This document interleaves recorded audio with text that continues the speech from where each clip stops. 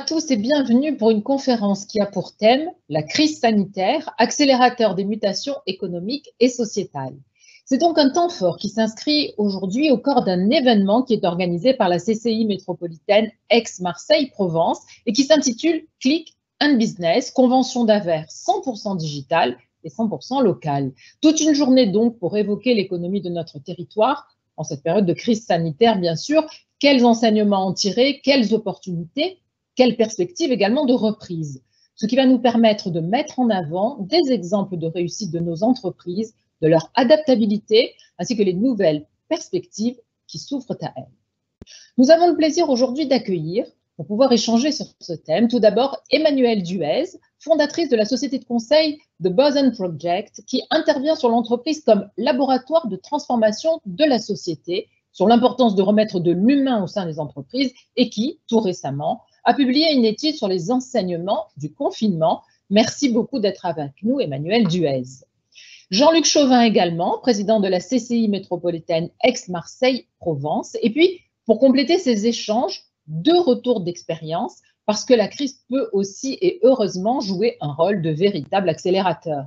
Nous retrouverons dans un premier temps Romain Sombré, président MCES. Là, on se consacrera au domaine du digital et plus précisément du e-sport. Et puis Cédric Angelone, président du syndicat des activités événementielles, créé justement pendant la crise sanitaire. Messieurs, si vous le voulez bien, nous vous retrouverons en seconde partie de cette conférence. Bien sûr, vous restez avec nous jusque-là et nous allons débuter cette conférence avec Emmanuelle Duez. Emmanuelle Duez, on est ravis de vous accueillir. Moi de même. Voilà, on vous retrouve. Bonjour. En vous présentant il y a quelques minutes, j'ai évoqué bien évidemment l'étude sur les enseignements du confinement que vous avez menée. Alors, elle est peut-être plus au niveau RH et managérial, mais il y a énormément d'enseignements à en tirer. Est-ce que l'on pourrait, grâce à vous, Emmanuelle Duez, voir quels sont les grands enseignements qui ressortent de cette étude? L'idée étant bien sûr de répondre aux enjeux de l'entreprise de demain et d'apporter peut-être un début de réponse. Et bien sûr, avec plaisir. Bonjour à tous, merci beaucoup de cette invitation. Donc en effet, nous, chez les Bosons, on accompagne un certain nombre de dirigeants de petites et grandes entreprises en France et à l'international, beaucoup sur le territoire français. La majorité de nos missions, ce sont des PME, des ETI françaises, souvent familiales, de terroir, comme on dit chez les Bosons. Et on accompagne les dirigeants dans toute leur transformation humaine interne, qu'elle soit d'ordre culturel, organisationnel, concernant les enjeux d'engagement, de structuration de modèles de gouvernance, etc. Et comme notre credo, c'est l'excellence humaine, facteur de performance durable, à l'occasion du confinement, qui a été une période extraordinaire dans l'histoire du travail, puisque c'est la première fois qu'un pays entier s'arrêtait et que des travailleurs étaient devant leur écran d'ordinateur ou dans leurs petits appartements ou je ne sais pas où d'ailleurs, à se poser la question de ce qui les met véritablement en mouvement. C'est une période qui est extraordinaire pour aller sonder les racines de l'engagement. Parce que finalement, c'est très rare dans une carrière que le temps s'arrête pendant de longues semaines et qu'on soit amené à se poser la question, débarrasser de la communication incessante de l'entreprise, débarrasser de ses collègues, débarrasser de l'obligation de se rendre sur le lieu de travail, mais qu'est-ce qui finalement me met véritablement en mouvement? Qu'est-ce qui compte, quelle que soit la génération à laquelle j'appartienne et où que je sois sur le territoire français? Donc les enseignements de cette étude qui a été menée auprès des travailleurs français avec 60% de PME, TPE, TI, 40% de grands groupes sont les suivants. C'est une enquête qui est très riche, hein, mais à la question qu'est-ce qui vous manque vraiment, en transversal, on retient 3 enseignements. Ce qui manque vraiment aux travailleurs français, en premier et avant tout, alors qu'il ne peut pas aller travailler, c'est l'autre. Et ça, c'est très intéressant parce que on était beaucoup, avant le confinement, dans une ère de la communication assez sophistiquée où finalement, il fallait montrer qu'on était une boîte qui donne du sens, qu'on était une boîte qui avait une mission, peut-être pas, mais en tout cas une raison d'être plus que simplement être un objet de croissance. Et là, on se rend bien compte qu'en fait, on reste des animaux sociaux profondément et que le principal levier d'engagement, c'est la qualité du lien social qu'on a au travail avec ses collègues, avec le corps social auquel on appartient, avec cette famille qu'on n'a pas choisie. Ça, c'est intéressant parce qu'en creux, ça dessine probablement une transformation dans les années à venir. Le passage d'une culture du cool ou de la com, où on essayait de se montrer en tant qu'entreprise, notamment pour les PME et TPE, sous son meilleur jour, à une culture de l'attention, parce que les travailleurs français vont revenir dans l'entreprise avec cette attente de qualité de lien social, de culture qui prend soin les uns des autres, avant même de communiquer ou d'affirmer être la plus belle boîte du monde, la plus digitale du monde, la plus attractive du monde, etc. Si déjà c'est un lieu social à l'intérieur duquel la culture de l'attention, elle est véritable et elle n'est pas factice, alors c'est énorme. Finalement, on est véritablement là dans une attente de retour aux fondamentaux, de retour aux essentiels. Je ne sais pas dans quelle mesure, quand on sera vraiment tous revenus au travail, parce que ce n'est pas encore le cas en France, hein, ce sont des attentes qu'on aura toujours au fond du ventre.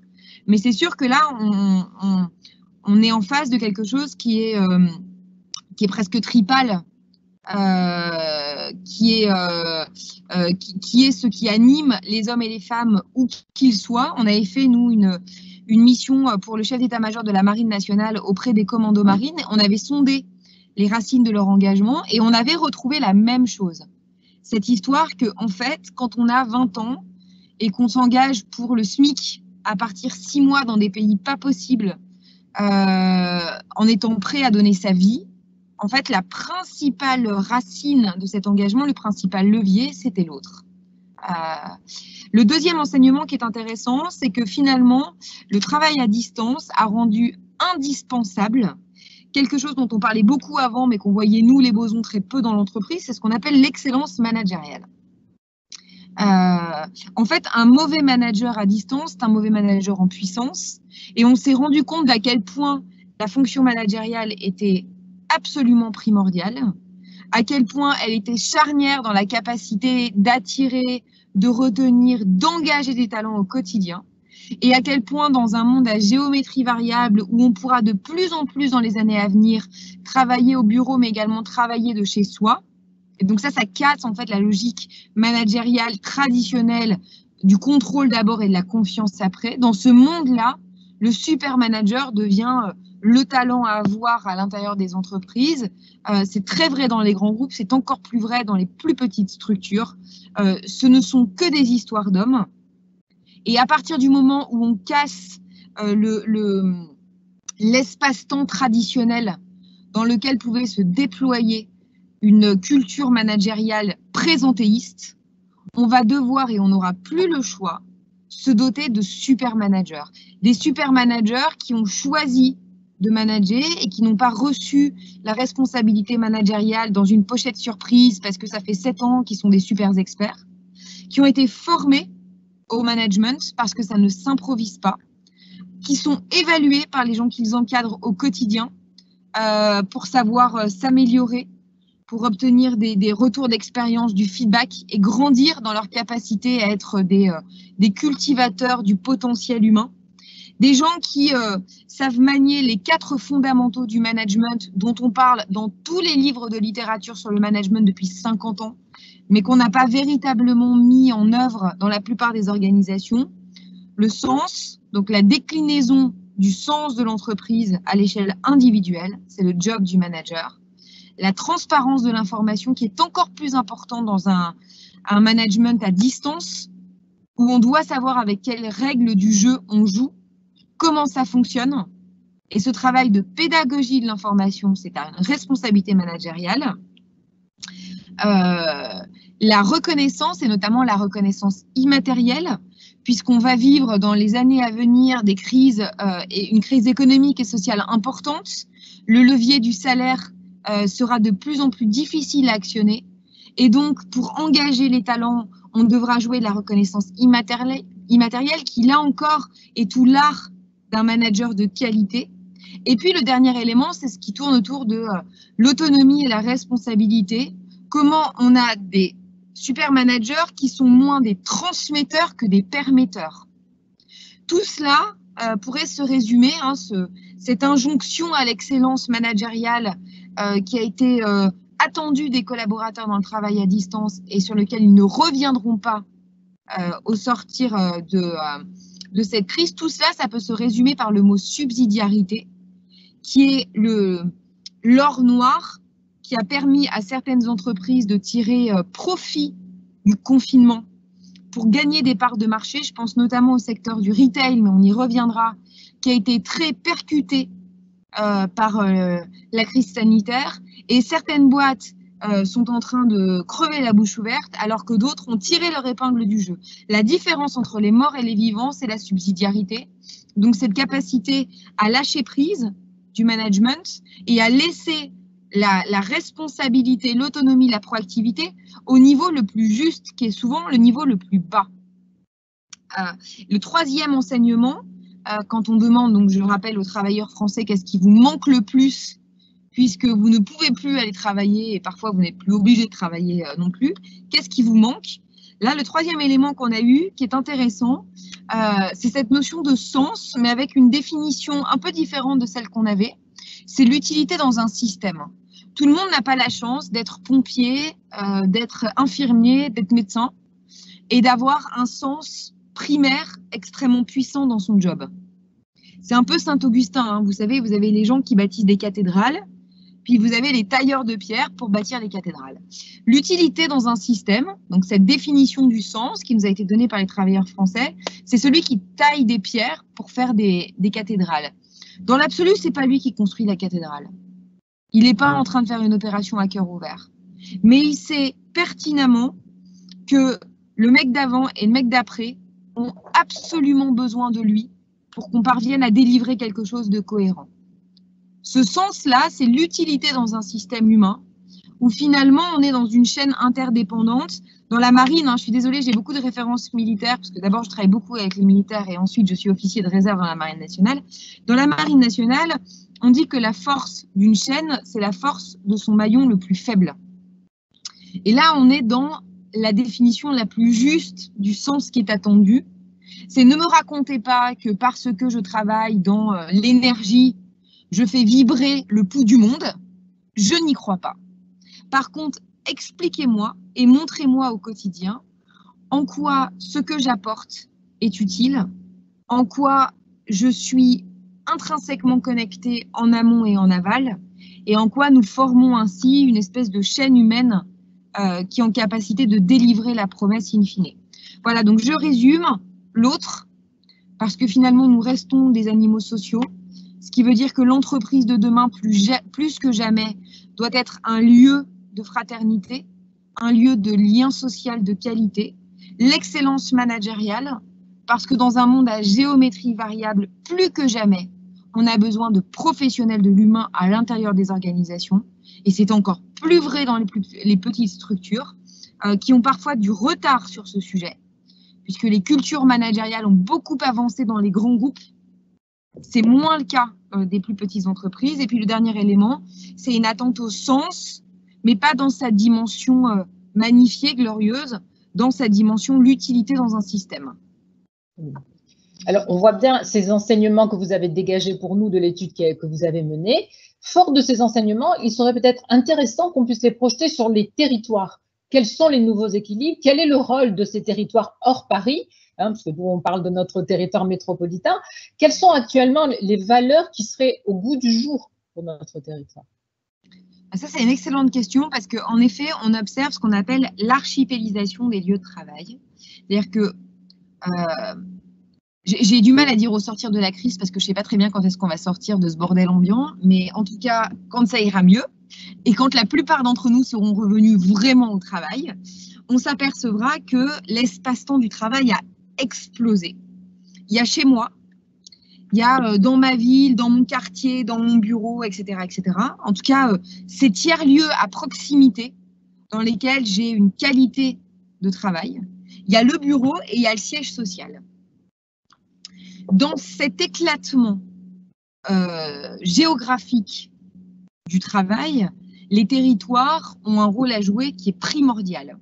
Jusqu'à présent, notamment quand on regardait les jeunes talents, En dehors de Paris, de Lyon, de Toulouse, de Bordeaux, il n'y avait pas de salut. De Marseille éventuellement.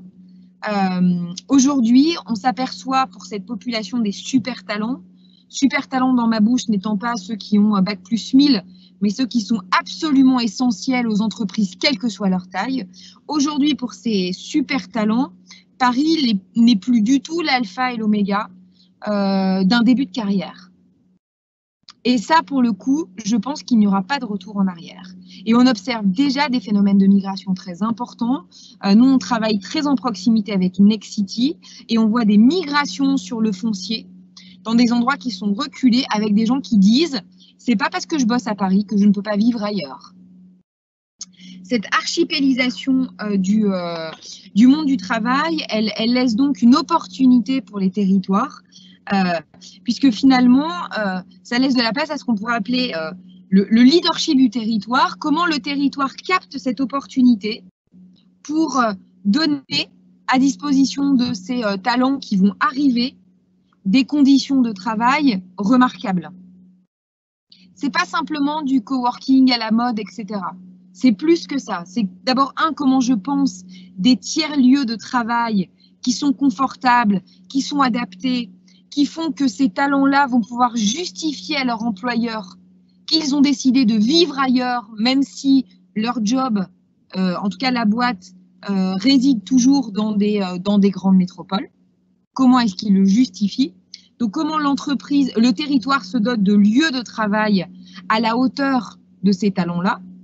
Et comment, à travers la mixité des usages que le territoire propose, ce n'est pas simplement une qualité de lieu de travail, mais c'est une qualité de vie tout court. Là, on voit une opportunité pour développer des tiers-lieux, pour développer des espaces de vie, pour développer des espaces mixtes, des espaces intergénérationnels, dans lesquels des hommes et des femmes peuvent décemment dire « j'ai choisi d'aller vivre à Pétaouchnok », parce qu'à Pétaouchnok, il y a tout pour travailler de la manière la plus confortable, connectée possible. Je suis en capacité de tenir ce genre de discours à mon employeur. Et donc, je vais travailler différemment, avec des moments chez moi, des moments sur mon territoire de qualité. Ça sera probablement le lieu privilégié. Et des passages au siège ou dans les bureaux ailleurs. Voilà. Et les bureaux eux-mêmes vont devoir être repensés. Il y a beaucoup de réflexions en ce moment sur l'immobilier tertiaire.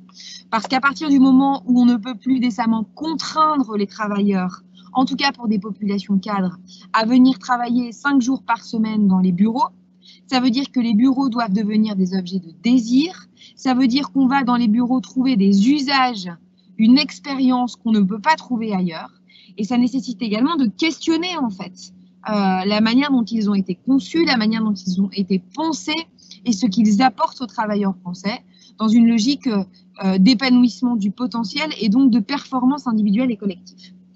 L'autre élément, donc leadership des territoires, pour saisir cette opportunité de redispatch des cartes à l'échelle du territoire français, d'attente des nouvelles générations de travailleurs à travailler différemment, de manière plus équilibrée entre des territoires éloignés et des métropoles, et puis un meilleur maillage entre la ville et l'entreprise. Et là, je vous partage ce concept de salaire urbain sur lequel a travaillé un des chercheurs de l'ESSEC dans la chaire d'économie urbaine, parce que c'est comme ça que ça s'appelle, hein, le leadership du territoire, l'économie urbaine. Le salaire urbain, c'est comment est-ce que le territoire peut dire à des entreprises ou à des travailleurs, grâce à toute la richesse des services que nous avons sur le territoire, des écoles, des crèches, d'une qualité de vie, des services de transport, d'un accès privilégié à la propriété, etc., etc. Finalement, ça donne aux travailleurs, aux talents et aux entreprises cette reconnaissance immatérielle dont je parlais tout à l'heure. C'est un salaire immatériel, mais qui a un impact et un rôle extrêmement important pour ces néo-travailleurs. Le territoire lui-même donne un salaire urbain. Et puis dans l'autre sens, comment est-ce que l'entreprise, elle, peut rendre au territoire ce qu'il va lui donner?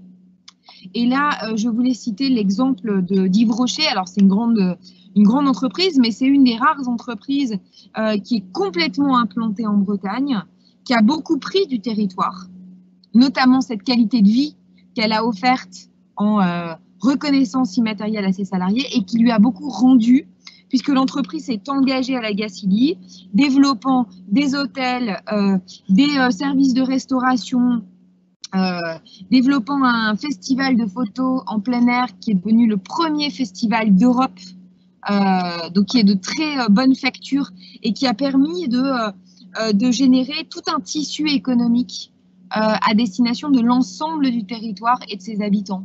Donc on voit bien qu'aujourd'hui, on est en guise de conclusion dans un redispatch des cartes du jeu à l'échelle de la France, que les territoires où ils font bon vivre, et ils sont nombreux, ont une opportunité là à saisir, que cette notion de salaire urbain, elle est extraordinairement intéressante. Qu'est-ce que le territoire peut m'offrir à moi en tant que salarié, qui justifie le fait que je perde peut-être en salaire, mais je gagne en confort de vie? Comment est-ce que les villes et les territoires le marketent pour le rendre plus facilement communicable à l'intérieur des entreprises, pour attirer un nouveau tissu économique? Et comment, en contrepartie, l'entreprise rend également au territoire ce qu'elle a perçu? Alors, j'avais une troisième question pour vous, même si vous avez partiellement répondu lors de votre première réponse. C'était si on pouvait dresser un portrait robot du leader de demain, ce leader qui doit faire face à une autre crise peut-être, en tout cas toujours garder le cap, même si vous avez quand même déjà posé les principes d'une excellence managériale. Mais alors justement, pour moi, le manager et le leader, c'est pas tout à fait la même chose. Même si on a tendance à employer les termes de manière identique dans l'entreprise, disons que le manager, c'est celui qui a la responsabilité de faire grandir les hommes et les femmes. C'est les managers intermédiaires dans l'entreprise, et si j'ai en face de moi beaucoup de PME, de TPE ou de TI, voilà, c'est des gens qui ont des équipes, des hommes et des femmes à qui il faut faire partager la vision, les convictions, qu'il faut mettre en mouvement, qu'il faut récupérer, qu'il faut sanctionner parfois, dont il faut faire attention souvent, etc., etc. Ça, c'est le manager. Le leader, c'est le capitaine dans la tempête. Le leader, c'est le chef d'entreprise. Le leader, c'est le CEO. Et alors, dans le contexte actuel, qu'est-ce qu'on attend du chef d'entreprise? On attend beaucoup de lui. Je retiens 3 mots dont on a beaucoup entendu parler ces dernières années, et ça a été amplifié à la faveur du confinement et de la crise sanitaire. On attend, dans un monde de transition et dans un monde d'incertitude, du leader, d'abord et avant tout, du courage. Et ça, c'est un mot qu'on évoque assez peu dans l'entreprise. Le courage d'agir. Dans la marine, on dit la puissance est de paille. Le courage n'est pas de paille du tout. L'idée là, c'est pas avec le statutaire d'affirmer son leadership et de dire les mecs, j'ai toujours super bien su gérer, faites-moi confiance. Le courage dans un monde d'incertitude, c'est dessiner un cap, fédérer autour de ce cap, prendre des décisions. C'est la prise de décision dans l'action. Et assumer les erreurs, les difficultés, les fragilités inéluctables que l'époque va rendre nombreuses. C'est ça, en fait, le courage. Le courage, c'est la manifestation de la puissance d'agir, alors qu'on est tous un peu transformés en statut face aux complexités des enjeux qu'on va devoir affronter dans les années à venir. C'est ça qu'on attend d'un leader, et j'oserais dire c'est ça qu'on attend d'un chef, puisque c'est également un des enseignements de notre étude. Les Français assument de plus en plus le mot chef. On disait leader pour ne pas dire chef, parce que quand même, en France, on a un problème avec les chefs. On en a besoin, on aime leur couper la tête. Là, on se dit quand même, c'est tellement la merde, pour appeler un chat, qu'on a besoin de chef. On a besoin de gens qui assument, on a besoin de gens qui dressent un cap, on a besoin de gens qui décident, même si on sait parfaitement qu'ils ne sont ni omniscients, ni omnipotents. Le deuxième attribut, c'est une propension au tragique.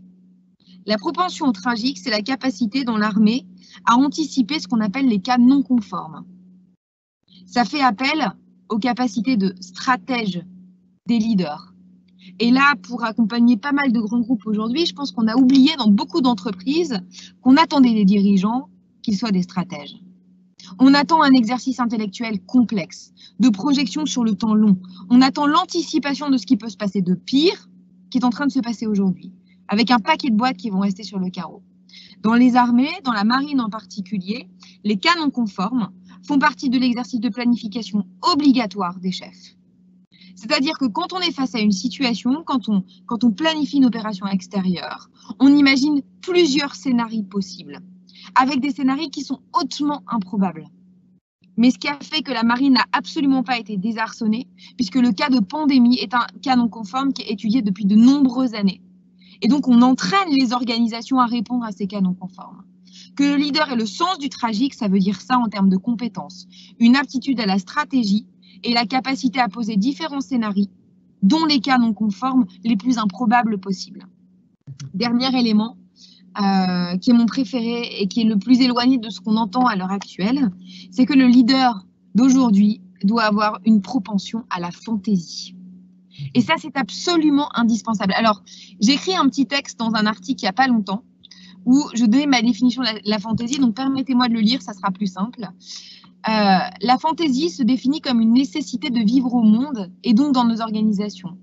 Précisément parce que les temps... Attendez, je vais mettre en grand.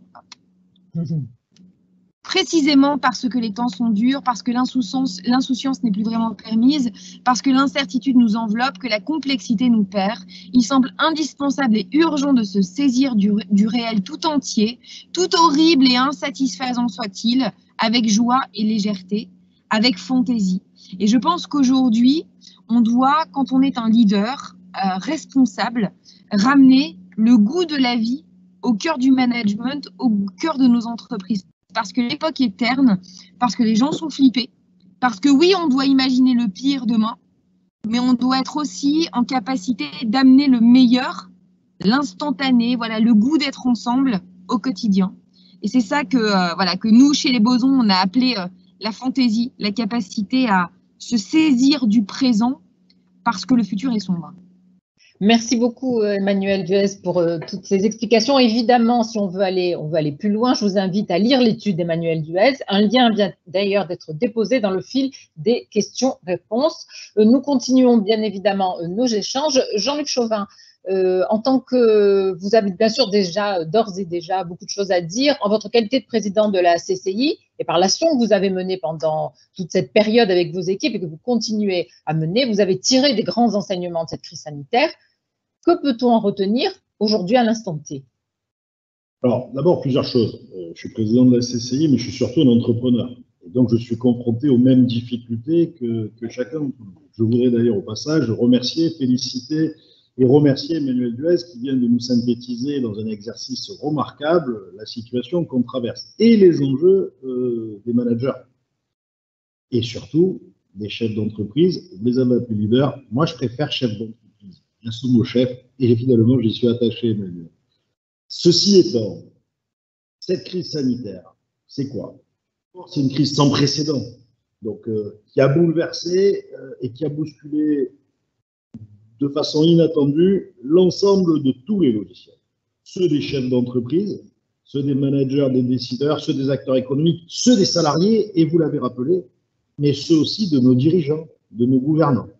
Et quelque part aussi ce que nous sommes tous quand on est de l'autre côté, c'est-à-dire des consommateurs. Et ça, je crois que ça aura des évolutions sur nos comportements, ça aura des conséquences sur les comportements, ça aura des évolutions aussi sur notre façon d'être et sur notre façon de fonctionner. Quand je dis ça, je dis quoi? Je dis que la crise sanitaire et le confinement, et je pense qu'effectivement, on a trop tendance à dire la crise sanitaire comme si elle était derrière. On est en plein milieu. On ne sait pas très bien ce qui va se passer, on ne sait pas très bien si on sera ou on ne sera pas reconfiné, partiellement, totalement ou autre. Certains pays le deviennent. Bref, on est au milieu de cette période un peu compliquée. Ça a été aussi, pour moi, le révélateur d'effets positifs.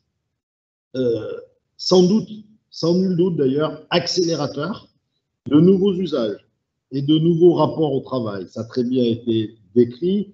J'aime beaucoup cette façon d'expliquer l'importance des territoires, le leadership des territoires sur lesquels on travaille d'ores et déjà à la Chambre de commerce, ici, d'Aix-Marseille-Provence, avec un certain nombre de territoires. Ces effets révélateurs positifs, ou pas d'ailleurs, mais pour moi positifs, c'est quoi? D'abord, c'est une prise en considération de la digitalisation de notre société. Et surtout, le fait qu'on a fait un saut quantique. On a gagné 5, 6, 7, 8, 10. Tout ça, c'était des batailles d'experts. Mais regardez aujourd'hui. On fait une journée Click and Business totalement en digital. Est-ce que sincèrement, en janvier, c'était envisageable? Et pourtant, en janvier, c'est il y a 9 mois.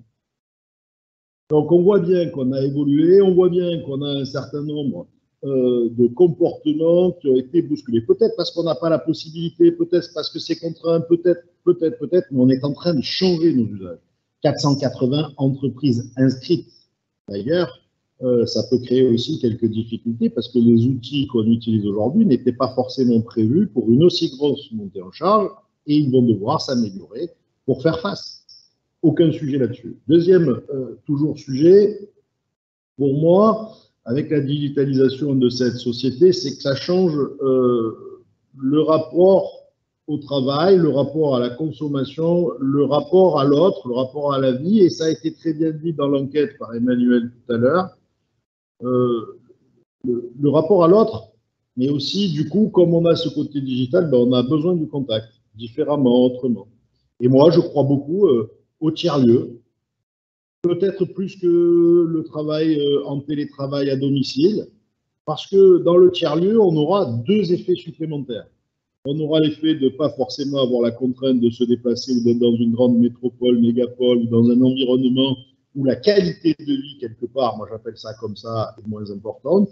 On pourra le faire depuis chez soi un certain nombre de jours par semaine. Mais quand on le fait dans un tiers-lieu, on le fera dans un cadre confortable, c'est ce qu'a expliqué tout à l'heure Emmanuel Buez, mais c'est aussi avec d'autres personnes. Donc en lien, et pas forcément qu'en lien avec des gens de l'entreprise. Et je pense que ça aura des conséquences et un effet accélérateur. Parce qu'à la pause, parce qu'au moment du café, parce qu'au moment du déjeuner, parce qu'à un moment donné, dans une difficulté, on ira discuter avec quelqu'un qui est en face de nous, qui n'est pas dans l'entreprise, qui a peut-être été confronté à la difficulté, qui n'a peut-être pas été, mais qui donnera un avis. Et je pense que l'on progressera plus vite en ayant comme ça des cadres pas forcément toujours identiques. On aura aussi un danger pour les entreprises qui sera probablement le danger de la comparaison entre ce que les unes mettent à disposition, la qualité de vie, le confort au travail, et ce que les autres ne mettent pas encore. Et c'est un des enjeux, à mon sens, des entreprises de demain. Troisième sujet pour moi, cette crise sanitaire, elle a démontré deux choses. Elle a démontré d'abord qu'il y avait deux hubs numériques en France. Le premier hub numérique, tout le monde s'en doutait, c'est Paris. Le deuxième, c'est Marseille. Et pour les grands experts, notamment souvent qui ne sont pas européens ou pas français, Marseille est en avance en matière de connexion au monde par rapport à Paris. 5e métropole mondiale, dans le top 5, 5e métropole mondiale en matière de hub numérique, de connexion. Ça veut dire quoi? Ça veut dire que quand Disney Play ouvre son application pendant le confinement, il stocke ses données à Marseille pour toute l'Europe. Ça veut dire quoi? Ça veut dire qu'à Marseille, Google, Microsoft, Amazon et d'autres stockent leurs données. Et ça veut dire qu'en fait, pour demain, de la maintenance prédictive par exemple, quand vous êtes à Marseille, vous êtes plus vite connecté aux US ou vous êtes plus vite connecté à l'Asie que quand vous êtes à Paris, à Londres ou à Amsterdam. C'est quelques millisecondes. Mais dans du prédictif ou dans de la télémaintenance, ça devient important. Troisième sujet, du hub. Le hub de communication, il va avoir un effet direct sur les entreprises. Parce que plus près les entreprises seront proches du hub, moins elles auront de coûts de télécommunication. Plus la communication sera fiable. Et donc plus le télétravail, et donc plus le travail dans des tiers-lieux sera facilité. Et ça, pour notre territoire, c'est un point positif, puisqu'on a fait ce pari il y a déjà quelques années, un peu comme on l'avait fait au 19e siècle avec le port. Le port, c'était le passage obligé de la logistique. On a fait le pari d'être le hub des data, c'est-à-dire le passage obligé, le passage logique des informations, des data et des échanges. Et je crois qu'on s'est positionné là, vraiment, réellement, sur ce territoire, avec un coup d'avance. Peut-être que Romain Sombré, qui travaille avec cette matière de la communication, pour en parler. Mais moi, j'ai des exemples d'entreprises qui me disent aujourd'hui que pour pouvoir mettre leurs collaborateurs en télétravail, ils ont dû augmenter fortement leur capacité numérique en région parisienne, dans d'autres métropoles, ce qui leur a coûté très très cher pendant cette crise. Ça, c'est les grands éléments d'architecture, à mon avis, à bien comprendre. Ça veut dire quoi? Ça veut dire, moi je fais partie de ceux qui considèrent que dans la crise, il y a un danger, mais il y a des opportunités. Ça veut dire que donc on a pris conscience de la nécessité, ou en tout cas on a pris conscience de la capacité que l'on pouvait avoir et ça ouvre des opportunités au niveau national, mais au niveau local. On est une région très industrialisée. Et on est le grenier industriel de la région sud, avec 55% à peu près de l'industrie régionale qui se passe dans notre territoire. On a pris conscience de cette capacité à réindustrialiser, ou moi j'aime bien dire à localiser. Ça veut dire que quand on innove sur un territoire, plutôt que de laisser partir la production de l'innovation ailleurs dans le monde, on commence à se dire qu'il faut peut-être produire ici pour développer la valeur ajoutée. C'est peut-être plus facile que de relocaliser à proprement dit ou de, comme on pourrait l'imaginer. Mais pas dans tous les secteurs. Il y a des secteurs clés qu'il faut éventuellement mettre en avant. Quand on dit ça, on dit quoi? On dit qu'on rentre en considération dans les enjeux, parce que la crise, elle a aussi apporté à chacun d'entre nous deux enjeux. Ce besoin de plus proche, ce besoin de, comment dire, de consommer local, ce sujet où on sait d'où ça vient, où on a moins d'inconnus, ce sujet aussi environnemental, ce sujet si je produis à l'autre bout du monde, je ne sais pas comment c'est produit, j'ai un bilan carbone à l'arrivée, j'ai des difficultés. Et donc, ça nous offre de nouvelles perspectives économiques. Moi, je voudrais bien dire ça parce que je pense qu'on est là sur un changement qui doit s'accélérer pour ouvrir de nouvelles perspectives économiques. Sans me faire l'avocat de tel ou de tel, je crois que de ce point de vue-là, le plan de relance qui a été imaginé à 100 milliards, qui est un plan conséquent, est un plan qui pose un cap pour l'avenir économique de notre territoire, avec un certain nombre de sujets. L'économie décarbonée, la localisation de certaines activités peut-être prioritaires et d'autres. Voilà. Là-dessus, je crois qu'on est vraiment en situation de pouvoir faire. Pour aller au bout, qu'est-ce que nous on fait maintenant? Qu'est-ce que la Chambre de commerce et d'industrie d'Aix-Marseille-Provence, qui finalement n'est autre que la représentation des entreprises du territoire, fait? Ben, on s'est mis dans une situation où on a eu la phase d'accompagnement, la phase de relance et la phase de rebond. La phase de relance, on a mis en place des solutions pour les consommations locales, de proximité, pour favoriser les éléments, la rencontre entre, on est tous acheteurs, entrepreneurs, pour favoriser la rencontre entre nous pour pouvoir acheter, pour favoriser les circuits courts, pour l'achat local. Qu'est-ce qu'on a mis concrètement? 3-4 exemples. Un, pour le B2B, c'est-à-dire pour les entreprises elles-mêmes avec les entreprises. On avait un produit qui s'appelle le Metropolitan Business Act. On a accéléré. Le Metropolitan Business Act, c'est simple. On met des grands groupes et des TPE-PME en contact et on fait en sorte qu'ils fassent du business ensemble sur notre territoire pour développer l'économie du territoire. Là aussi, je reviens à la notion de leadership du territoire. Par exemple, cet outil qui marchait bien, on a accéléré en prenant en charge l'adhésion de toutes les TPE-PME du territoire en tant que chambre de commerce jusqu'à la fin d'année pour qu'elles l'utilisent. C'est dans le cadre de ce produit où on lance le Click and Business totalement digitalisé aujourd'hui. Et franchement, je le redis, c'était inenvisageable en janvier. C'est vraiment la crise qui nous fait changer ce prisme. 480 TPE-PME du territoire connectés qui font en dehors des conférences que l'on a, des discussions, des échanges avec 23 grands donneurs d'ordre du territoire. C'est franchement, au passage, je félicite les équipes, et même si on a eu quelques difficultés techniques avec les gros oracles qu'on a eu à Marseille, c'est une prouesse. On ne pourra que s'améliorer, et les outils s'amélioreront, et nous aussi. Mais en tout cas, on est sur la voie, sur un vrai changement. Et je félicite mes équipes, les équipes de la Chambre de commerce pour cet enjeu. Donc, Click and Business, et puis troisième solution, B2C. B2C, c'est quoi? B2C, c'est comment on fait pour faire en sorte de consommer chez nos commerces, dans nos villes, chez nos producteurs, chez nos agriculteurs, parce que finalement, on les connaît, parce qu'on sait à peu près comment c'est produit, parce que finalement, on a cette conscience que chaque fois qu'on dépense un euro dans une entreprise du territoire, on conforte le développement économique du territoire, l'emploi du territoire, donc notre emploi à nous, celui de nos familles, celui de notre entourage, on conforte cette valeur économique du territoire. Quand je cumule quelque part ces leviers, ces leçons qu'on vient d'évoquer, peut-être avec quelques éléments bien mieux formulés que moi par Emmanuel Duez, on en arrive à quoi? On en arrive au fait que le territoire a un rôle essentiel.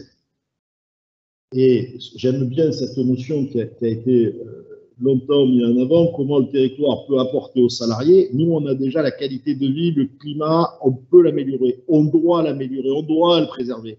Et donc, on a 3 secteurs prioritaires dans le cadre du plan de relance que l'on doit étudier, dont un sur l'économie décarbonée, et notamment la préservation de l'industrie décarbonée. Deuxième sujet, on est sur notre territoire, pas qu'avec le professeur Raoult, parce que ça, c'est la face visible de l'iceberg.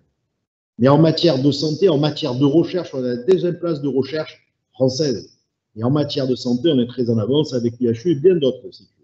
Il faut qu'on accélère. C'est ici qu'on a Eurobiomède qui rayonne maintenant sur tout le Sud, qui a été lancé il y a 15 ans par la Chambre de commerce, qui est le regroupement des startups, des biotech et des medtech. Aujourd'hui, ça rayonne sur tout le Sud, depuis Bordeaux jusqu'à Menton. On doit accélérer, mais on doit aller chercher des entreprises de taille moyenne et des grands groupes pour qu'ils fassent ici des productions de nouveaux médicaments, des nouvelles molécules, et pas ailleurs dans le monde, pour créer de la valeur ajoutée ici, et pour, comment dire, être dans un sujet qui s'appelle l'indépendance de la France et de l'Europe. Parce que quand on est français au XXIe siècle, en tout cas moi, c'est mon cas, je suis européen. Et enfin, le troisième, quelque part, sujet, c'est cet atout numérique. On a la connexion au monde, on a un avantage, on a les données. Maintenant, il faut qu'on aille plus loin. Il faut que sur ce territoire, grâce à la jeunesse de ce territoire, grâce à la première université francophone au monde, avec 80 000 étudiants, dont 10 000 étudiants étrangers, il faut impérativement qu'on utilise ces données pour avoir un coup d'avance. Il y a 40 ans, c'était l'informatique, c'est la Silicon Valley. Aujourd'hui, il faut qu'on imagine ce qui fera les 30 ou 20 prochaines glorieuses en matière économique. Certains parlent d'intelligence artificielle, d'autres parlent d'objets connectés, de sans contact. On voit bien qu'avec la crise aussi, le sans contact a accéléré, notamment dans la télémédecine, dans la prédiction pour l'entretien et la maintenance des usines. Il y a plein de sujets qui vont changer. Il faut qu'on l'invente. Voilà moi ce que je peux dire aujourd'hui. Et je rajouterai volontiers, on a une chance extraordinaire parce que géostratégiquement, on est le lien naturel entre l'Europe et l'Afrique. L'Afrique, dont on nous dit que c'est un continent qui tire à la croissance, moi je crois surtout qu'on a 2600 ans d'histoire en Méditerranée, avec une ouverture au monde grâce au port, qui nous donne une chance d'être un territoire multiculturel. Et cette chance, elle doit nous permettre de faire le lien entre une Europe qui était peut-être un peu vieillissante, et que peut-être, et moi je l'espère, la crise va réveiller, face à 2 États-continents très puissants, et qui, pour se réveiller, cette Europe, elle va avoir besoin de regarder autour d'elle. Et on a un marché gigantesque devant nous, qu'on a abandonné ou qu'on utilise mal, qui s'appelle l'Afrique. Nous, on est positionné géostratégiquement, on est aussi le hub entre ces 2 continents. Donc, je pense qu'on a un certain nombre d'éléments que la crise vient renforcer positif pour notre territoire. Voilà ce que je peux vous dire sur cette question. Je ne sais pas si ça vous a satisfait, ma chère Elsa. Tout à fait, Jean-Luc Chauvin. On pourrait terminer peut-être si vous avez une question à poser à Emmanuelle Duès. C'est l'occasion peut-être si vous avez une question précise sur tout ce qu'elle a évoqué avant d'enchaîner avec la deuxième partie de cette conférence. Alors, oui, j'ai une question, mais c'est une question pratique. Parce qu'on a parlé, de ce qu'on voyait, de ce qu'on a analysé. Au fond, est-ce que ces nouveaux modèles ont déjà fait leurs preuves dans certains secteurs d'activité ou dans certaines entreprises? Ça veut dire quoi pour moi? Ça veut dire comment on passe de ce qu'on observe, la théorie, à ce qu'appellent les enfants, je suis assez direct, Emmanuel, comme vous, à la vraie vie. Est-ce qu'on a des modèles qui ont marché ou est-ce qu'on a des modèles qui ont commencé, sur lesquels on peut s'appuyer, on peut s'inspirer pour pouvoir quelque part dire à la communauté entrepreneuriale, ben regardez, voilà, ça c'est fait, voilà les résultats. La preuve par le résultat. Parce qu'au fond, c'est ça qui compte. C'est une excellente question que j'adore parce que je pense que vous l'avez compris, enfin en tout cas je l'espère, je suis assez anti-dogmatique. Ce que je vous ai partagé, c'est beaucoup une histoire de bon sens, de retour aux fondamentaux, qui ont assez peu le droit de citer à l'intérieur de la plupart des entreprises. Mais finalement, je n'ai pas parlé d'allocratie, je n'ai pas parlé d'entreprise autogérée, parce que tout ça, je l'exècre. Et pour le coup, ça fait 10 ans que les bosons existent presque. On n'a jamais vu d'aventure normative, avec des dogmes d'organisation qui fonctionnent pour de vrai. Ce dont je vous ai parlé, en fait, c'est essentiellement de subsidiarité. Et alors, j'ai un exemple magnifique de subsidiarité à l'échelle que je n'ai pas trouvé à la station F, mais que j'ai trouvé dans la Marine nationale, parce qu'en fait, la Marine, depuis l'origine, fonctionne avec un principe de subsidiarité, ce qui veut dire très concrètement que la fonction prime sur le grade. Dans quelle entreprise aujourd'hui le dirigeant peut-il affirmer, en regardant ses salariés droit dans les yeux, que la fonction prime sur le grade? Ça veut dire, sur un porte-hélicoptère qui représente à peu près 2 milliards de matos et 400 âmes, que quand le commandant va se coucher, il fait une délégation de commandement au barreur qui a 18 ans, qui est le plus jeune du bateau, qui prend la responsabilité qu'avait le commandant. La fonction prime sur le grade et la subsidiarité, ça veut dire des chaînes hiérarchiques descendantes, quand elles sont nécessaires, et des chaînes hiérarchiques remontantes qui cohabitent et qui coexistent. C'est ça l'organisation agile. C'est pas des formations, des concepts, des processus à n'en pas finir. L'organisation agile, c'est la possibilité, quand on a besoin d'avoir un chef qui décide d'aligner l'organisation en contexte de crise sur une impulsion stratégique, mais quand c'est nécessaire de renverser la pyramide pour donner le pouvoir aux principaux concernés. Dans les secteurs d'activité industriels notamment, dans le retail ou dans l'IT, ce sont des modes de fonctionnement qui sont très connus. Enedis ou RTE, ce sont des boîtes qui sont très subsidiaires parce que quand il y a la crise, il faut que tout le monde soit sur le pont et on n'a pas le temps de demander l'autorisation de tout à une chaîne hiérarchique de 15 niveaux. Donc les bonhommes, ils changent complètement de logiciel en une seconde chrono. Ils disent « Ok, c'est la crise, c'est moi qui décide ». Dans la marine, le commando marine qui est derrière le fusil, c'est lui qui décide. C'est lui qui décide de prendre l'avis de quelqu'un. Il n'a pas le temps d'aller demander confirmation à l'état-major sur est-ce que j'ai le droit d'appuyer sur la gâchette. Dans la situation la plus extrême, ce sont les plus jeunes qui décident. Dans la marine en tout cas. Ça, c'est intéressant parce que finalement, ça a fait ses preuves dans plein d'entreprises qu'on connaît tous. Hein. Air France, c'est la même chose. On a travaillé chez Renault-Nissan. Là, vous voyez bien que je ne vous parle pas de licorne, de San Francisco. Ce sont des boîtes qui sont vieilles comme Hérode, mais qui ont réussi à se sortir de situations très complexes par ce principe de subsidiarité. Je vous en parlais dans le retail qui a été particulièrement impacté par le confinement. Vous avez des entreprises qui ont réussi et des entreprises qui ont perdu énormément de parts de marché. La différence entre les deux, c'est la subsidiarité.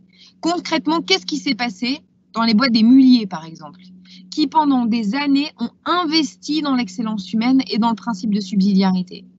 Le drive a été mis en place dans la quasi-totalité des enseignes en moins de 2 semaines, magasin par magasin. Il n'y a pas d'état-major central qui a dit « les mecs, il faut mettre en place le drive ». Magasin par magasin, ceux qui étaient au contact du territoire, des clients, des écosystèmes de sous-traitants, ont, avec la subsidiarité, fait pivoter les magasins. Voilà, c'est hyper concret, ça passe à l'échelle, c'est encore plus facile sur des petites structures. Donc là, franchement, il n'y a pas de prétexte à trouver pour ne pas se dire que l'autonomie, la responsabilité, la subsidiarité, dans un monde incertain, dans un monde de crise qui se suivent ne se ressemblent pas. C'est la condition culturelle et organisationnelle sine qua non à la survie de nos organisations. Ça nécessite un changement de posture du leadership, ça nécessite une excellence managériale, ça nécessite de cultiver au quotidien l'envie de s'engager, l'envie de dépasser les frontières de sa fiche de poste pour nos salariés. Là, je parle en tant que chef d'entreprise qui essaye de s'appliquer à elle-même cet enjeu de subsidiarité. Mais quand ça marche, c'est extraordinaire de performance, d'agilité. Et c'est indispensable dans le contexte actuel. En dehors, mais moi j'adore cette définition. Mais grosso modo, je me demande, en tout cas, la crise doit changer ça, est en train de changer, mais je me demande si c'est compatible avec cette volonté des Français. J'ai plein d'exemples, je ne voudrais pas alourdir, on le voit bien, de quelque part de principe de précaution, de manque comment dire, de manque peut-être d'audace, de ce fameux oser. Je suis désolé de le dire comme ça, c'est peut-être mieux. Et on le voit bien dans les sujets de sécurité publique ou autre.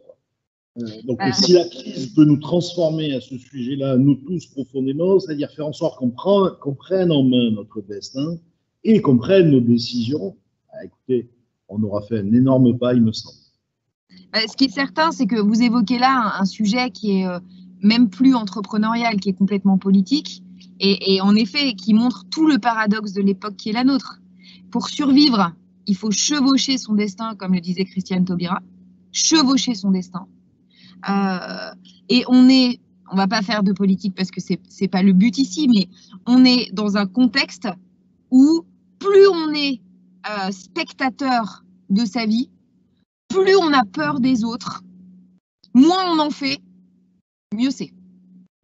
Et donc là, il y a la responsabilité, je le crois, des chefs d'entreprise et des entrepreneurs en particulier, parce qu'ils ne jouent pas simplement leur poste, ils jouent leur vie.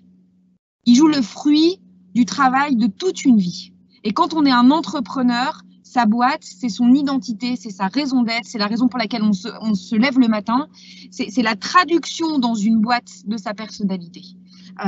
Les entrepreneurs, dans ce contexte-là, puisqu'on a la flamme et qu'on a la foi, on a la responsabilité de faire de nos entreprises des Eldorado à l'intérieur desquels s'engager, avoir le goût de l'effort, prendre des risques, prendre le risque de ses valeurs au risque de perdre quelque chose, ça doit avoir du sens. Si chez nous, ça n'a pas de sens, alors ça n'a plus de sens nulle part.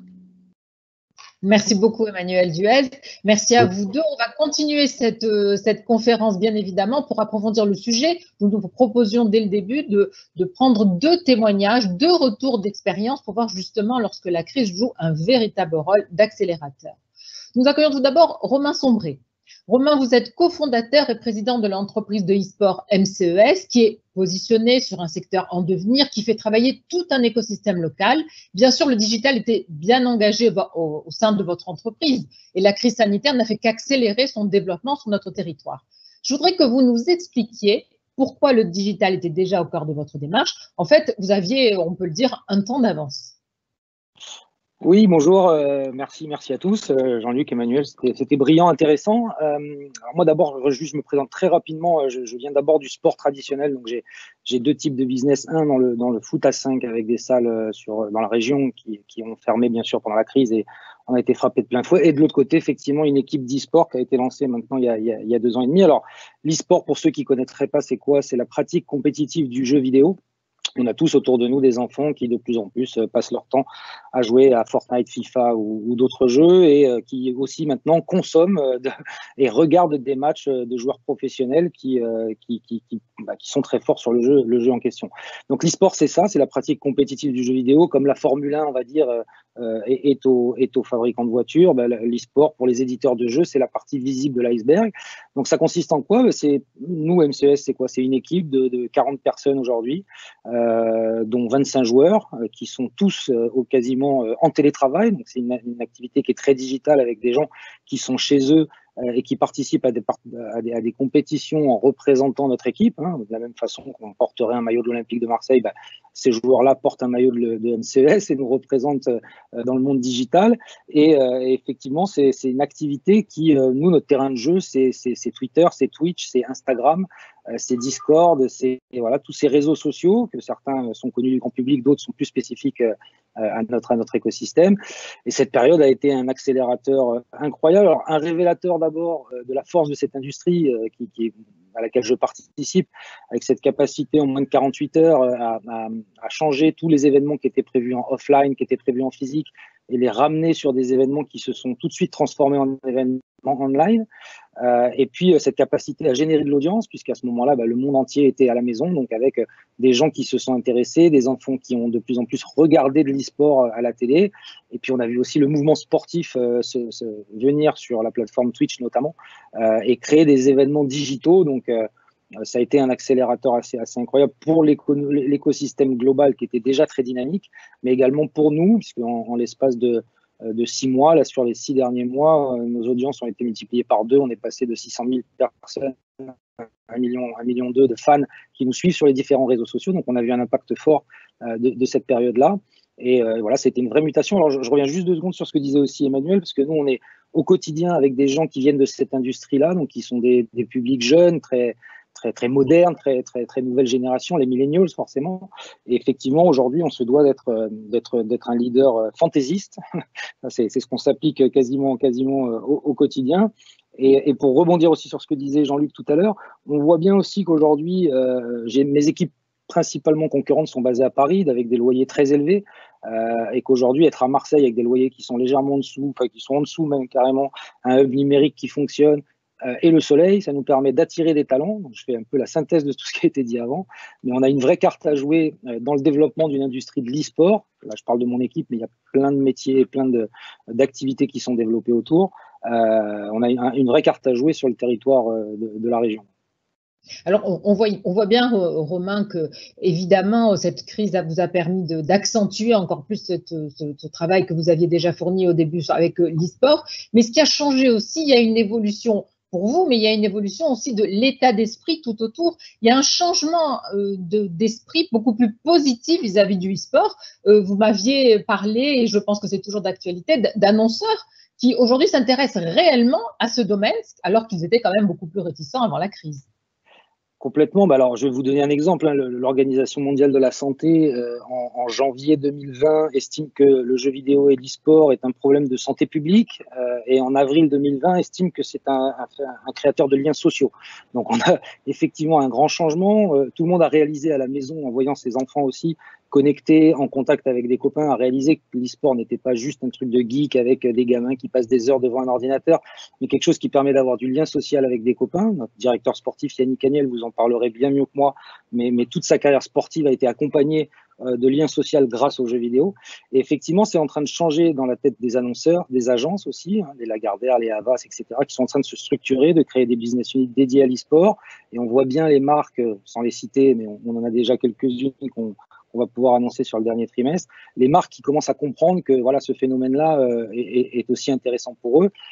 Il a en lui aussi tout ce qu'on aime dans le sport, l'émotion. Alors ça va paraître bizarre à tous ceux qui ne jouent pas aux jeux vidéo, mais moi-même, je regarde des compétitions de jeux vidéo et j'ai les frissons et on peut crier. Et voilà. Donc il y a beaucoup d'émotions dans notre écosystème et voilà, on est au début de l'histoire, je pense, mais ça va aller très haut. Il peut y avoir une histoire avec le comité olympique. On discute alors en région déjà avec le comité régional olympique, on fait des choses puisqu'on lance là à partir la semaine prochaine un diplôme de coach sport et e-sport en collaboration avec le comité régional olympique. Et effectivement, on discute nous déjà en direct avec le COJO sur l'organisation d'une compétition virtuelle sur Virtual Regatta de voile à Marseille. Donc voilà, on fait très concret, ça va se passer. Il y aura des choses forcément digitales en 2024 autour des JO. Donc voilà un témoignage avec vous, Romain Sombré, qui montre bien que cette crise a été plutôt pour vous un accélérateur de votre travail qui donc fait profiter aussi notre territoire. Merci beaucoup, Romain, vous restez avec nous évidemment. Et nous allons terminer cette partie avec Cédric Anjeune avant de passer bien évidemment aux questions. Cédric Anjeune, bonjour. Bonjour à tous. Bonjour Cédric. On va entrer avec vous dans un domaine qui, on peut vraiment le dire, a terriblement souffert et souffre encore de cette crise sanitaire que nous vivons depuis le mois de mars. C'est l'événementiel. La filière s'est organisée et a pensé à se regrouper grâce à ce syndicat qui n'existait pas jusqu'à maintenant sur notre territoire. Cédric Anjeune, une rapide réflexion vous a fait comprendre qu'il fallait inventer, qu'il fallait innover, mais surtout qu'il fallait le faire ensemble. Alors, oui, tout à fait. En fait, la crise est apparue donc en mars. On a été confinés mi-mars, très bien. On a vu nos métiers disparaître. Du jour au lendemain, en fait, nos événements se sont tous annulés. Et quand on dit nos événements, nous, on représente en fait un syndicat de 300 membres sur l'ensemble des régions de France et une quinzaine de métiers. Donc, la filière événementielle, c'est environ une quinzaine de métiers. Et l'ensemble de ces métiers ont vu, entre guillemets, leur activité disparaître, comme ça, du jour au lendemain. Et donc, quand vous vivez ça, en fait, quand vous vivez ce cataclysme-là, qu'est-ce que vous faites? Alors, soit on s'assoit et on pleure, on a commencé par le faire. Et ensuite, on s'est dit, peut-être qu'il va falloir qu'on invente en fait un certain nombre de solutions. Alors, première solution, on s'est regroupé. On a regroupé, je dirais, l'ensemble de ces métiers de la filière et on a fabriqué un emblème qu'on en appelle aujourd'hui le syndicat des activités événementielles. Et une fois qu'on s'est dit ça, parce qu'on était un syndicat en fait d'entreprise, de chefs d'entreprise et non pas un syndicat de salariés, on s'est dit, bon, aujourd'hui, de quoi nous avons besoin? Nous avons besoin en fait, certes, de mesures d'urgence économique. Un certain nombre ont été mis en place et on en bénéficie aujourd'hui et on estime on espère que le vont continuer pour pouvoir attendre la reprise. Mais surtout, on a mis en place en fait un certain nombre de solutions et notamment des solutions sanitaires parce que le sujet il était là. Le virus est arrivé, on nous a arrêté, on nous a empêché entre guillemets de travailler, c'est le cas aujourd'hui. Mais on a mis en place en fait, on a utilisé cette période pour concevoir en fait des protocoles sanitaires. Les protocoles sanitaires finalement. On a considéré, nous, que le virus, en fait, cette menace était au même titre en fait finalement que la menace terroriste. Pardon pour la comparaison, mais vous vous rappelez un certain nombre de drames que l'on a vécu dans des stades de foot, le Heysel, on a vécu des drames dans des salles de concert, et c'est pas pour ça qu'on a arrêté de faire des matchs de foot et on a arrêté de faire des concerts. On a inventé un certain nombre de solutions, et ces solutions aujourd'hui, on les met en place. Alors tout n'est pas simple. Tout n'est pas simple parce qu'il y a un besoin de pédagogie, d'acculturer un certain nombre de gens, et notamment les décideurs, qu'ils soient publics ou privés, à nous laisser recommencer en fait la mise en place de nos métiers. Et évidemment, cette mutation, nous on voit une perspective, on imagine une perspective. En revanche, on se rend compte que la société n'est pas encore tout à fait mature à ça, et donc on accompagne ce mouvement pour essayer pour passer du stade de 100% d'annulation à réenclencher en fait, je dirais, un avenir le plus heureux possible. Cédric Angelon, de toute façon, dans le monde de l'événementiel, ça ne sera plus jamais comme avant. Il y aura un avant et un après, parce qu'aussi les attentes des donneurs d'ordre ont évolué. La profession aujourd'hui est obligée d'être plus agile et de tendre aussi vers l'économie locale. Ça semble les deux idées à retenir. Aujourd'hui, la crise, je crois qu'elle nous enseigne quelque chose. Nos annonceurs, on va le dire comme ça, nos annonceurs, qu'ils soient publics ou privés, ne pourront plus attendre la même chose en fait d'un événementiel. L'événementiel, en fait, où on se retrouve entre soi et on passe un moment autour de petits fours et c'est sympathique. Et cet entre-soi-là, je pense que c'est un modèle qui est définitivement derrière nous. Je pense aujourd'hui que nos métiers, notre filière, nos entreprises, nous sommes, je crois, un outil de l'attractivité à la fois des territoires et des entreprises. Et qu'est-ce que peut attendre un territoire finalement de nos métiers? Aujourd'hui, un donneur d'ordre, il a la possibilité d'influer sur l'avenir en fait de son territoire. Et aujourd'hui, un annonceur, quand il nous met en place un cahier des charges, à l'annonceur de nous donner un cadre le plus vertueux possible, le plus durable possible. Et nos métiers, on s'adapte à ça. Et aujourd'hui, un certain nombre de solutions que l'on met en place, on est en train de travailler sur un livre blanc de la filière événementielle. Elle tourne autour notamment du durable, c'est-à-dire un événementiel qui ait un impact environnemental le plus neutre possible, un événementiel qui social, en fait, sur l'aspect sociétal des choses et un impact positif. On ne peut plus considérer, on a déjà entendu parler de l'impact des JO sur les territoires, de dépenses somptuaires, et aujourd'hui, les JO, quand ils se dépassent dans un pays ou dans une ville, doivent avoir un héritage. Mais là, c'est la même chose en fait. Aujourd'hui, la filière événementielle est en train de se structurer pour pouvoir proposer des choses qui soient profondes en fait. Quand on dit profonde, c'est-à-dire durable, et qu'elles apportent autant pour l'événementiel qu'elles défendent, pour la marque qu'elles défendent, que pour le territoire sur lequel elles s'expriment. Absolument. Et en tout cas, ce syndicat a été créé, de fait de se regrouper, d'être ensemble. On le sait, on est toujours plus fort, et ça sera aussi la leçon et le mot de conclusion de vos interventions. Alors, bien évidemment, je vous remercie tous d'avoir participé, mais maintenant, on va passer au temps des questions, parce qu'il y a beaucoup de questions pendant tout le temps où nous échangions. Il y a plusieurs questions, donc on va les prendre comme elles se présentent à moi. Une première question qui vient tout de suite. Est-ce qu'on peut imaginer des PME totalement dématérialisées, c'est-à-dire plus de bureaux du tout? Alors, la question peut être posée, bien sûr, à Emmanuel Duez, à Jean-Luc Chauvin. Chacun peut apporter un élément de réponse. Qui veut commencer? Elsa, je veux bien commencer. Pourquoi? Parce que ça existe déjà. Ça existe déjà, c'est aujourd'hui peut-être 1%, mais ça existe déjà. Dans mon entourage proche, j'ai des entrepreneurs qui ont fait le choix il y a 2 ans déjà, qui digitalisent tous les documents depuis 7 ou 8 ans et qui ont fait le choix il y a 2 ans déjà de ne plus avoir de bureau, d'être en bureau mobile. C'est souvent des petites équipes, moins de 10 personnes, assez agiles. C'est souvent des gens qui sont dans des métiers de service ou dans des métiers de conseil ou dans des métiers de gestion, par exemple, immobilière. Mais ça existe déjà. Ce que je veux dire simplement, c'est qu'on est en train de se rendre compte, à mon sens, qu'il n'y a pas une solution unique. Il y aura autant de solutions que ce qu'il y a d'entrepreneurs et ce qu'il y a de chefs d'entreprise. Et le vrai enjeu des managers de demain, ça va être de gérer les différences. Les collaborateurs qui veulent rester dans un mode historique, les collaborateurs qui veulent être en télétravail certains jours ou pas, les collaborateurs qui veulent être de chez eux ou dans des tiers-lieux, et donc peut-être les entreprises qui devront faire des accords avec des tiers-lieux parce qu'il y a des collaborateurs autour.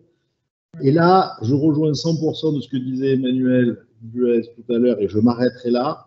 L'enjeu, on est au début du XXIe siècle. Je pense que c'est l'enjeu des managers de demain, que de donner du sens, que de faire, enfin c'est la définition qui a été très bien rappelée tout à l'heure par Emmanuel, Mais ça existe déjà, c'est pas encore abouti. C'est en phase test. Voilà ce que je voulais dire.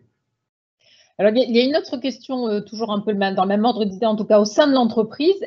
Alors, une personne s'interroge de savoir s'il ne serait pas nécessaire de créer une notion de tribune dans les PME, de tribu dans les PME. Est-ce que c'est quelque chose qui parle à l'un de vous?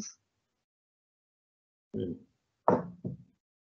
sais pas si Emmanuel Duez est toujours avec nous. Emmanuel, l'idée de créer peut-être cette notion de tribu dans les PME, est-ce que c'est quelque chose qui est revenu dans votre étude?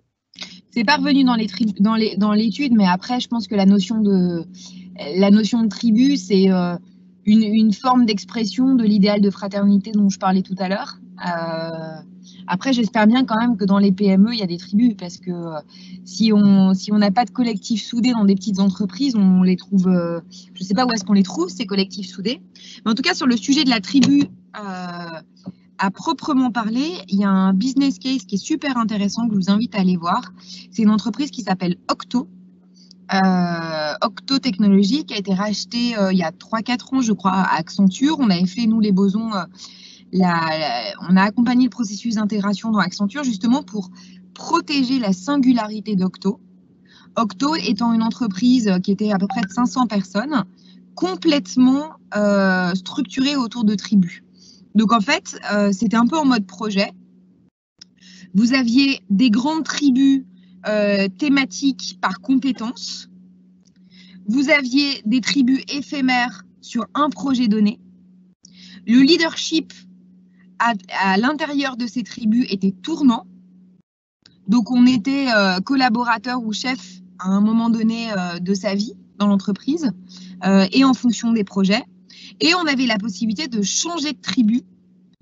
Donc, ça crée une organisation qui est pas du tout, qui est beaucoup moins verticale que l'organisation qu'on peut voir, avec cette réponse, grâce à ce mode tribu, à l'attente de pas mal de nouvelles générations, qui est moins de grandir à l'étape du dessus dans l'entreprise que d'aller se développer dans le job d'à côté. Et les tribus permettent ça, en fait, de mesurer son impact, de travailler avec beaucoup de fraternité dans des petites guildes resserrées, mais aussi de grandir sur des métiers différents.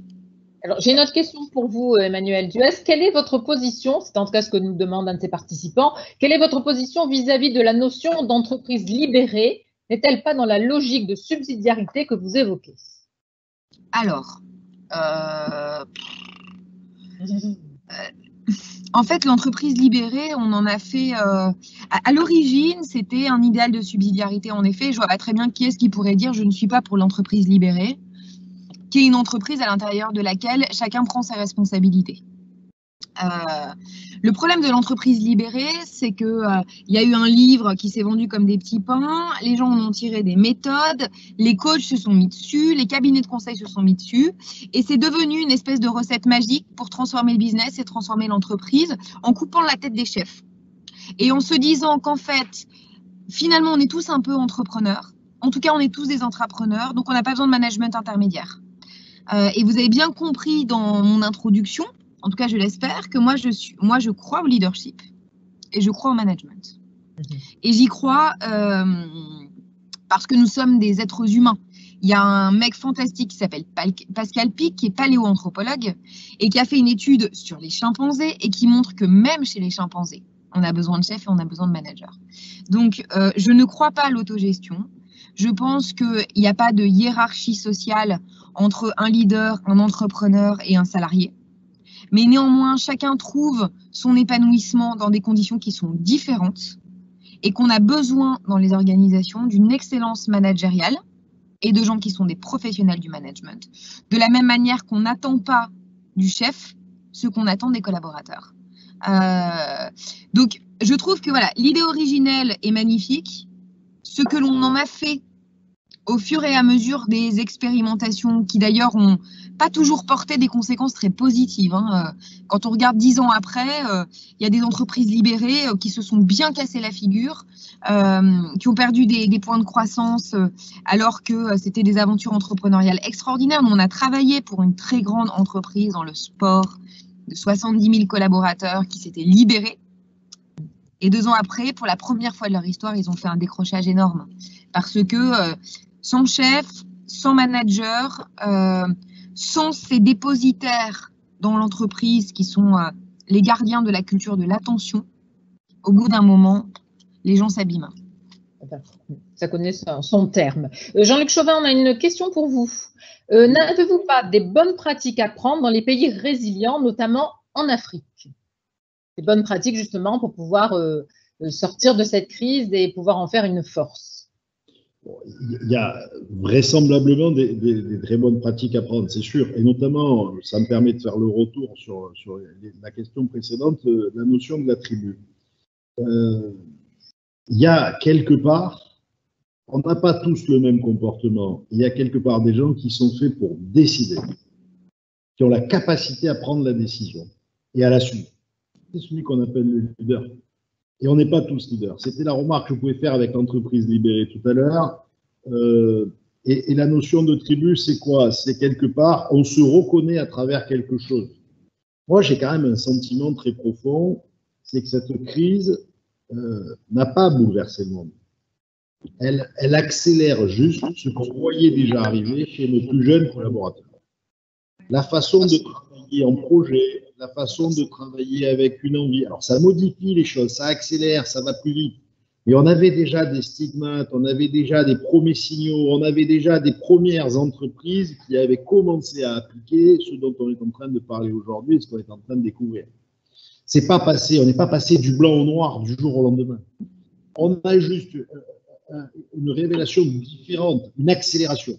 Ceci étant, dans les entreprises, on se rend compte aussi qu'on a d'autres générations de collaborateurs qui n'ont pas encore évolué, qui n'ont pas encore… Et donc, c'est là où je dis, le manager de demain va devoir gérer, le job du manager de demain, ça va être de gérer les différentes composantes de l'entreprise qui auront des aspirations différentes. Et je rejoins 100% de la remarque qui a été faite sur le bon manager au début de l'intervention d'Emmanuel Duez. En fait, c'est celui qui va savoir faire créer du sens, faire travailler les gens qui ont des aspirations différentes en même temps dans différents sujets. Voilà, c'est pas, on n'a pas tourné du on au off, quoi. On n'a pas passé du on off. Et donc, oui, probablement, pour revenir à la question, en Afrique, on a des méthodes à prendre, mais aussi ailleurs. Et surtout, ce que je crois que l'on a à faire, c'est à écouter les aspirations des uns et des autres et les nôtres.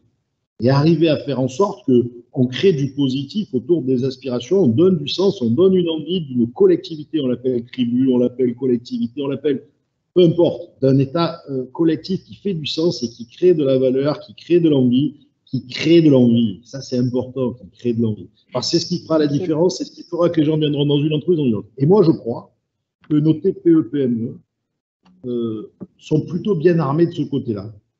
Parce que peut-être plus facile à modifier en termes d'organisation. Parce que peut-être plus agile, j'oserais le texte, j'oserais le mot, peut-être plus agile. Et je crois que là, il y a une valeur et il y a quelque chose qui doit permettre d'attirer les talents, peut-être plus facilement. Voilà. En tout cas, c'est une conviction. Jean-Luc Chauvin, il nous reste à peu près 2 minutes. Très rapidement, une question qui vous est posée, puisqu'on a parlé du e-sport, donc ce secteur qui est naissant et grandissant. Est-ce que la CCIAMP pourrait créer, pour aider ce secteur, peut-être une nouvelle filière? Oui, sans y avoir réfléchi. Est-ce que c'est que sur l'e-sport? Peut-être. Après, est-ce que c'est… Moi, je suis plutôt, je vais vous dire, on est là pour accompagner les entreprises. Et donc, moi, je suis plutôt favorable à l'initiative individuelle. Je trouve que ce que fait Romain Sombré avec MCES, c'est fabuleux. Il a un coup d'avance, mais ça va donner envie à d'autres. Ça va faire. Donc oui, si on doit participer à aider, à donner envie, à faire, à rendre son modèle, son business model économiquement développé ou autre. Ceci étant, j'aime bien l'initiative entrepreneuriale, j'aime bien l'initiative individuelle. D'ailleurs, on essaie avec cette mandature de gérer la chambre comme ça. Donc, c'est une réponse entre deux. Je n'y ai jamais pensé, mais pourquoi pas? Est-ce qu'il y a vraiment besoin qu'on fasse quelque chose? On pourrait demander à Romain. Mais voilà, c'est en tout cas une réponse ouverte et tout est possible. Je voudrais remercier chacun de vous d'avoir participé à ce temps fort. Merci à tous ceux qui nous ont suivis et qui ont posé des questions. Il y en aurait eu d'autres, bien sûr, mais le temps nous est compté. Merci à vous tous. Au revoir. Merci.